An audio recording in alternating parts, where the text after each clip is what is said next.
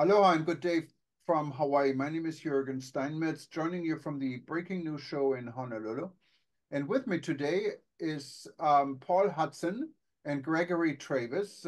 Paul is the CEO, I believe, of Flyers Rights, and Gregory is a board member of the same organization. I think you're based in Washington, D.C. We had Paul on our show a number of times. Not only is he an aviation expert, he is also very much involved in protecting consumers and advising consumers in what resources and rights they have when something goes wrong with the flight. So Paul and Gregory, welcome to the show. I hope you're well. Thank you. Paul, maybe go to you because you can maybe give us a summary. We're talking today about the unfortunate Alaska Airlines flight. And I have to say this was quite a scare from my end because I had a family member traveling just a few days earlier on Alaska Airlines here from Honolulu to the West Coast. And we're using the 737-Max, not only on Alaska Airlines. I've seen it on United, but I haven't seen it recently on United. Looks like they upgraded to a different aircraft. And I'm always, when I'm going on the 737 MAX here to Honolulu, what is a 5-hour over water flight with no place to land if something happens in between. And after everything what happened in Ethiopia and Indonesia, I always kind of have second feelings. And then when you're cramped in an airline seat in a very narrow plane, even if you go first class, you still feel cramped. And if you use the bathroom and you cannot turn around, I'm wondering how fit this aircraft even is for a longer flight, but we can also maybe add this to the story. But here, the story is a flight from Portland to Ontario, California. What's a relatively short flight, took off in Portland, and I think we all know the story, and a door blew out. What wasn't really a door, it was a hidden door over the Pacific, and the plane turned around to Portland and managed to land because of pilot skills. I mean, in another situation, or if this flight would have been halfway on the way to Honolulu, I don't know what would have happened, but it may have been not as fortunate what happened here. Everyone got away alive, what is great. But of course, we don't want this to repeat. And now we're here with the 737 MAX grounded, except a few of them, I think, are flying. It's the 736 MAX 9, and maybe you can tell us the difference a little bit because there's an 8. But right now, I know here in Honolulu, we have flight delays. Alaska Airlines almost only using this aircraft over water is pretty much out of business here right now, booking everyone on Hawaiian, and they recently bought Hawaiian Airlines. So I guess it stays in the family. But give us your side and your background and what do you know about the story, Paul? So I've been on the FAA safety committees going back to 1993. And we've been, through Flyers Rights, closely following the saga of the MAX. Going back to 2018, they had their first crash in Indonesia. Then they had a second crash in March of 19 that resulted in all the MAX planes being grounded for 20 months. They were ungrounded at the end of 20, supposedly having fixed the MCAS flight control system that caused those 2 crashes. And now, since then, since 21, we've had a long series of what are called service difficulty reports and some in-flight emergencies, something like 1,300 just in the US. This is a large number for a new aircraft. Now, we come up to December of this year, and a massive class action lawsuit was filed against the maker of the MAX fuselages, which is Spirit Aero Systems or Aerospace.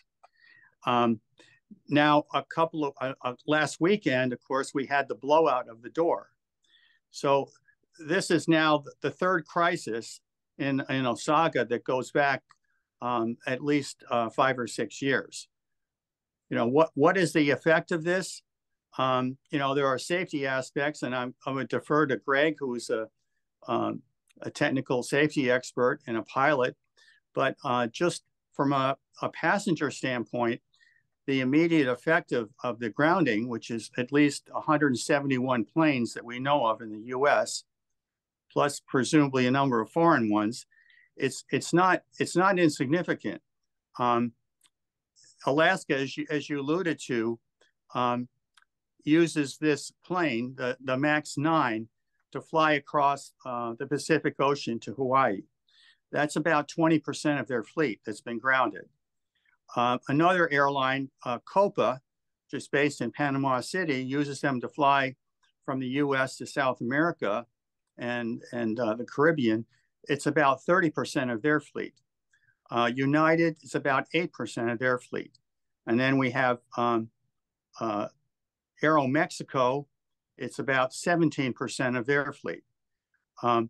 So these are going to result, we think, in hundreds of flight cancellations in the near term, probably 400 or 500 a day. Wow.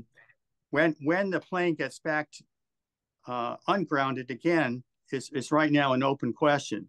The preliminary investigations have found loose bolts or no bolts and a host of other problems with this. So with that, I'd like to turn it over to Greg and maybe explain a little more detail about what we're talking about with the particular door that blew off. Sure. I want to do a little bit of a retrospective. I got involved with this and with Paul and his group surrounding the MCAS disasters in 2018 and 2019. And what we discovered during that was that there had been a severe lack of engineering, discipline, and systems safety robustness that was indicative of a much larger problem within Boeing than simply a one-off accident or two from MCAS. That there was a very, very significant quality control problem at Boeing that went not only to how it designed systems, but then how it actually built the airliners. And we warned at the time, and myself and some others wrote some articles about this, that the issues with MCAS were so disturbing that it was very unlikely that MCAS would be an isolated incident, that was the only problem with the 737 MAX, and that we would instead discover going into the future that there were issues, quality control issues, design issues that were pervasive throughout the aircraft, and that it was just a matter of time before another incident or God forbid, another accident occurred on something maybe totally unrelated to MCAS, but common to the 737 MAX, just because we had lost so much faith in Boeing's ability to execute in terms of manufacturing and fielding new commercial airplanes. And that prediction, sadly, came to a head last week with this revelation that these door plugs, they're not doors, they're plugs that plug holes in the fuselage where doors can optionally be installed. These door plugs, which are supposed to be semi-permanent fixtures in the fuselage itself, that one of them had simply blown out of the airplane at 16,000 feet. And I immediately, once I started looking into this and started kind of reading what I was reading in the media, et cetera, I had just the most profound and frankly upsetting, disturbing sense of deja vu, because what I was hearing pointed exactly to these kind of quality control and manufacturing problems that we were assured were a thing of the past in endless promises, not only from Boeing itself, but from the FAA and others, that they had understood and that they were moving forward and that the company culture was going to change. And where we are right now is that, frankly, the company culture just has not changed. Wow. And a little bit history, maybe, so we understand. There is a 737 MAX 9. There's also a MAX 8. The 737 I know goes all the way back to the 70s, and at that time I remember it was called the City Jet because it was built for shorter flights. how are they all related? Because the 737 that was built back in the 70s, I understand, was a very reliable and safe plane. Yes, and I'm going to correct you just a little bit. It actually goes, the 737 goes back to into the 60s. It was certified the same year that I was born, 1964. So that tells you about how far back it goes. And quite frankly, for its time, it was an excellent airplane. There's no doubt about it. It was developed for a market that did not actually turn out to exist or didn't come into fruition. But the market that it did eventually find, and it found that its market in the 1970s, was a barnstormer. I mean, it's become Boeing's most profitable product line. It is I believe it is now the most produced airliner in the world in terms of numbers. And make no doubt about it, the 737 Max, or I'm sorry, the 737 itself is a wonderful, or was a wonderful airplane. Unfortunately, it's old. It's as old as I am. Well, I'm older than you, so I don't feel bad about it. Let's put it for your audience. I just turned 60 yesterday, so that's how old the airplane is. Oh, you're young. Okay, no problem. But so, Jordan, I might give you a little perspective. The Max series is the 4th generation of the 737. Okay. And it would be something like if you had a Volkswagen minibus, which was, as you remember, if you can go back that far, in the 60s, it was an interesting vehicle. Right. But then instead of replacing it with SUVs and other vehicles, you just kept putting more modifications on the Volkswagen minibus. So you put in a much bigger engine, and you made it much longer. You stretched it way out so it could carry twice as many people. At a certain point, it becomes, not only obsolete but dangerously dysfunctional. And with the current generation of Max, they have put very large engines under the wings, except they won't fit under the wings because the wings are too low. So they had to mount the wings, these engines, far forward. And that caused a tendency for the plane to pitch up, and which could go into a stall. So to fix that problem, they installed what they call the MCAS system, that is an automated system that pushes the nose down when it has a tendency to go and pitch up. The 2 crashes were because of malfunctions in that system that was also concealed from the pilots and the FAA. And the situation was so bad then that not only did they get fined for the MCAS problems, but they were indicted by the federal government for felony fraud in concealing these things from the FAA. And since January of 21, they have been under what's called deferred prosecution agreement, which allows them to stay in business without a felony conviction, provided they don't do anything bad like they did before. So now the question is, that agreement just expired or has come up for review in the past weekend. And the Department of Justice has 6 months to decide whether Boeing has actually followed through on correcting its safety problems or not. And after this latest incident, I mean, clearly that is an open question. Well, yeah, I'd like to add just that a little bit of something to Paul's excellent summary. The 737, basically what's happening with the 737 is that there are 2 things going on. One is that its age is catching up to it. And by that, I mean that decisions that were made back in the 1960s about how low it would sit to the ground, et cetera, are now starting to get in the way of its evolution because it made it difficult, as Paul mentioned, to fit larger engines to it. The door plug that we're talking about now, in fact, is a design that was added to it in 1996. The original door plugs that it was fitted with back in the 1960s would not have suffered from this kind of failure. But in order to accommodate larger exit doors, they had to change the design of the door, and the fuselage hole, and they came up with these outward opening doors, and that's directly traceable to what happened there. Now, if kind of getting old wasn't bad enough, it's happening at a time when this is my opinion, but I think it's shared by a lot. When Boeing is essentially becoming entirely disinterested in manufacturing commercial airliners.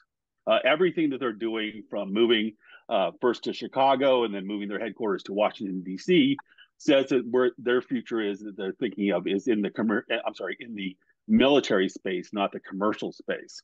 And they really seem to not be interested.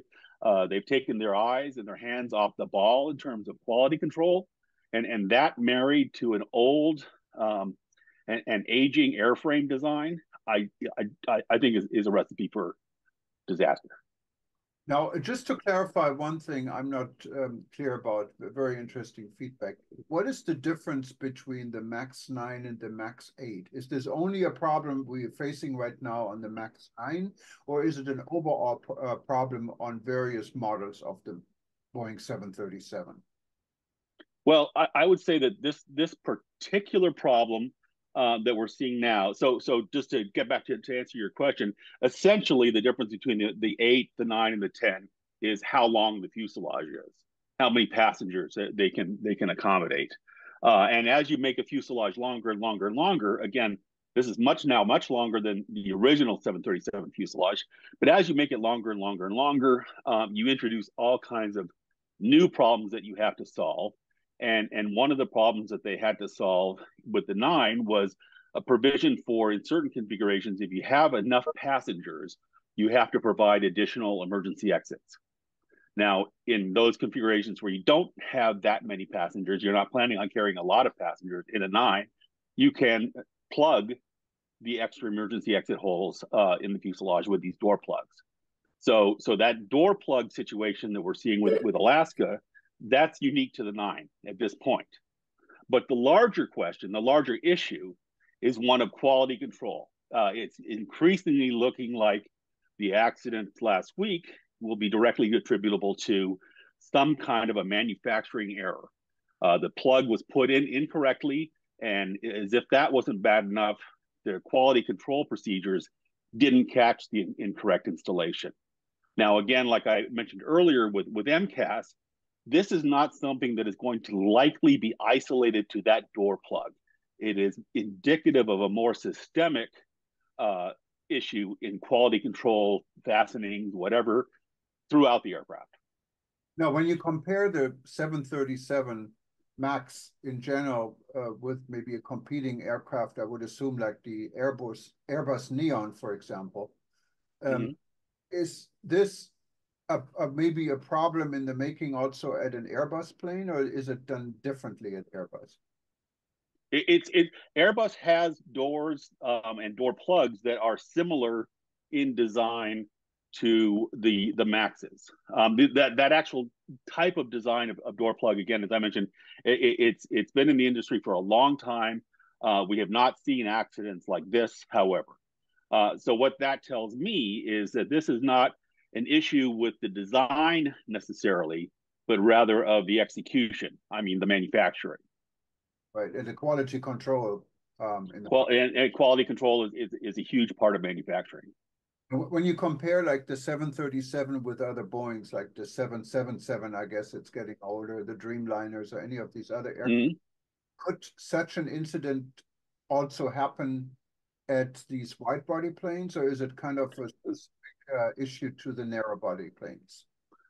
No, it's not limited to the narrow body. I'm sure you've heard all of the issues in terms of quality control, for instance, with the 787.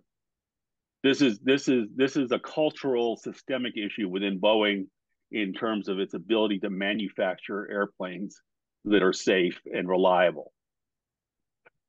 Okay. Now, from a Paul, from a perspective from a passenger, when you book yourself on a flight within the United States, obviously you have to use a U.S. carrier, and U.S. carriers probably prefer Boeing aircraft. Is there a ground if I mean, I'm very conscious on, because what happened to 737, I would not go voluntarily. I even pay more if I go on a different model type, like specifically here from Honolulu. So I prefer the 777 or the Dreamliner or someone else, some other aircraft over this. So if I was booked on a 37, do you have grounds to change your flights free? I know some airlines let you do it anyway. Yes. But...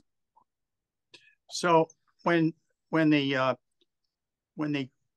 Maxes were grounded after the second crash in Ethiopia in 2019, the airlines, were very aware that people did not want to fly on this plane.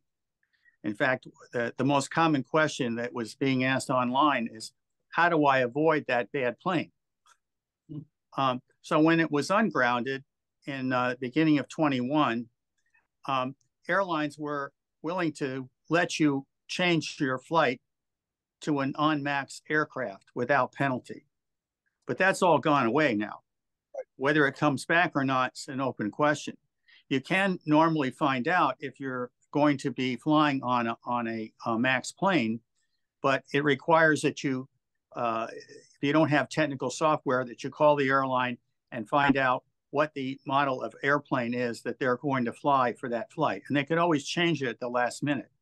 What I've noticed more recently is they have tried to erase the name MAX from the MAX planes.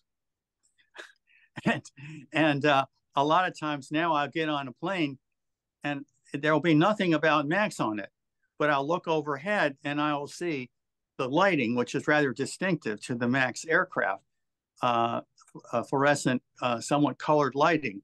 And oh, I see, now I'm on a MAX. So that's something that, it requires due diligence by individual passengers. We are planning to put up on our website a way to more easily find this out. But you have to essentially be your own person. There are now 4 MAX models. There are 2 that have been certified, the 8 and the 9. The 9 being about 9 feet taller or longer than the 8. The 8 is still in service. The 10, which is a really stretched model, is still being considered for certification. And then there's a shorter version called the 7 that's also being considered for certification. And not unsurprisingly, with their culture at Boeing, they have asked for waivers of some of the key safety regulations in order to certify the 7 and the 10.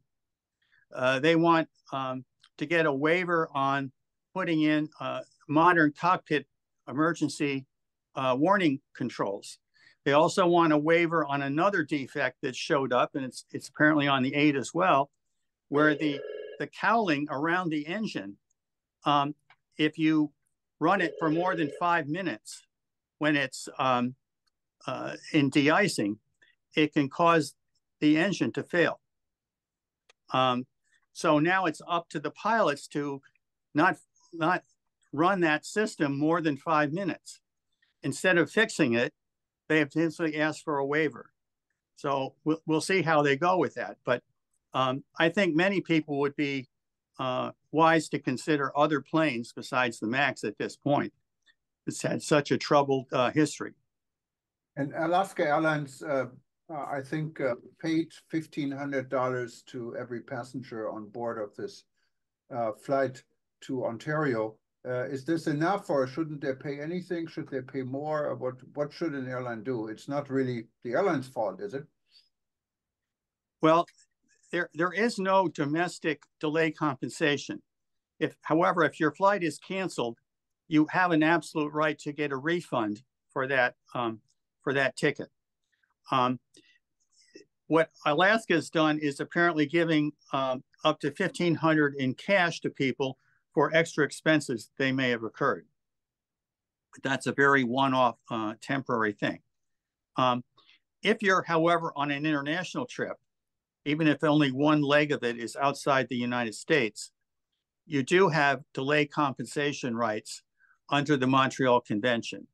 and that can go up to several $1,000s. Also, if your trip is to, from, or within the EU, they have their own delay compensation program, which is somewhat automatic. It doesn't depend on airline fault. But domestically, it's really a matter of airline policies as to what they will do for you.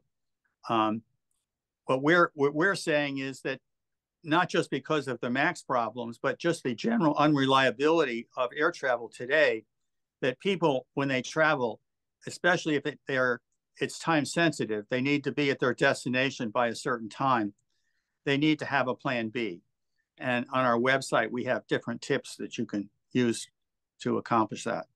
Yeah, and your organization, of course, you have been doing this now for quite some time, and I think you're one of the very few associations or organizations in the country or in the world dealing and helping passengers actually to get their rights in force, especially also in lack of government regulations like it is in Europe, for example.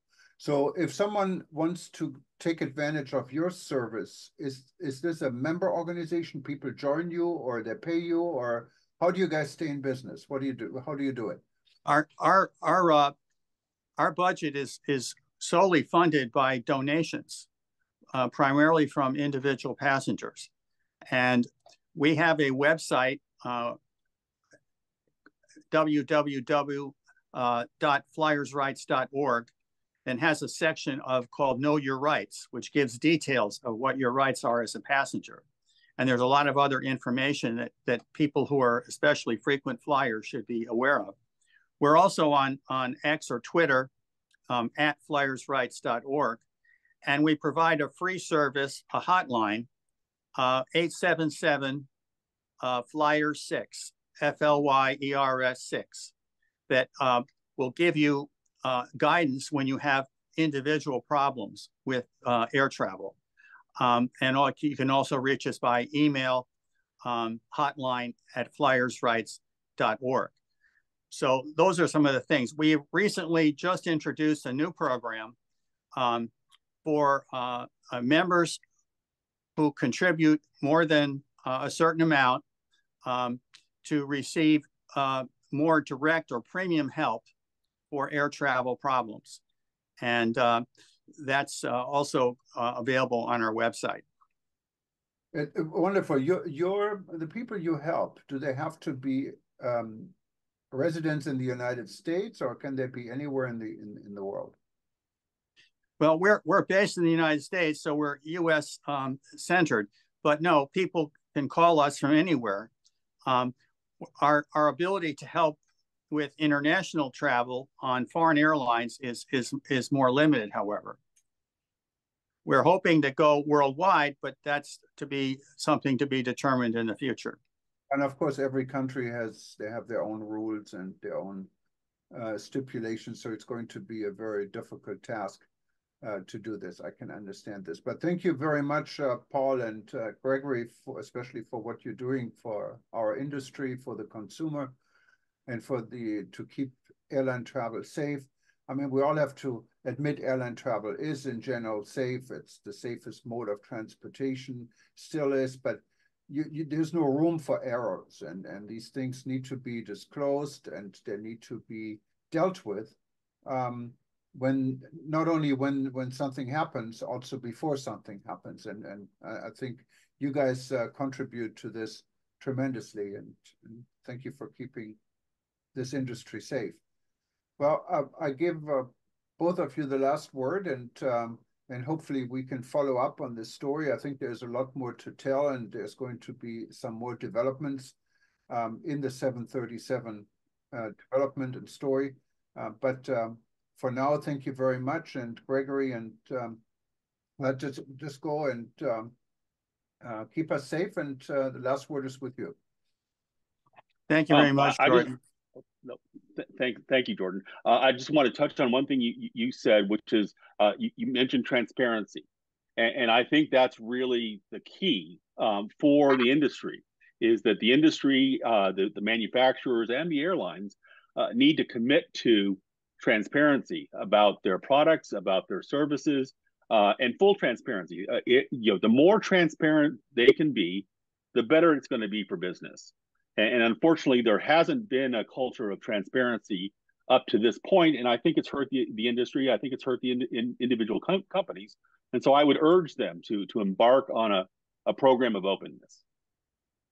Thank you. Yes, I would also add that if people out there are viewing this, if they have experiences regarding the MAX in particular that they think we should know and the public should know about, they can reach us. You can call me through the hotline. You can also email me at paul@flyersrights.org. We would love to hear from you. Yeah, and the same from our end, of course. We're interested in this story. So if there is something, just click on our contact information, and we'd be happy also to forward it to Paul if it applies to the service. And otherwise, flyersrights.org, or go to eturbonews.com, aviation.travel, anywhere where you see us, breakingnewsshow.com. Click on contact, and we like to hear more. Well, again, thank you very much. Aloha from Hawaii, and please stay safe. Thank you. Thank you.